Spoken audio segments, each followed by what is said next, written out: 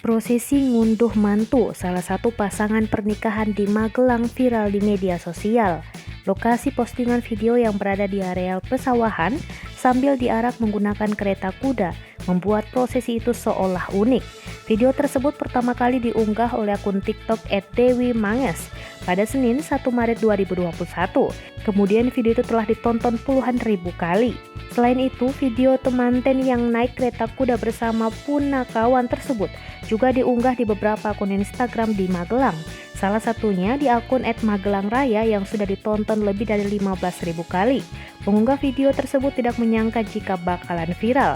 Yenika Purbandari, pemilik akun TikTok @dewimanges, saat dihubungi pada Selasa 2 Maret 2021 mengatakan acara tersebut merupakan prosesi ngunduh mantu, yakni dari lokasi pihak perempuan di Grabak ke tempat laki-laki di Candi Mulyo pada Minggu 28 Februari 2021. Kedua pasangan yakni Uzun Mukjia dan Muda Al-Karim yang tidak menyangka jika videonya tersebut bakal viral di TikTok maupun akun medsos lainnya.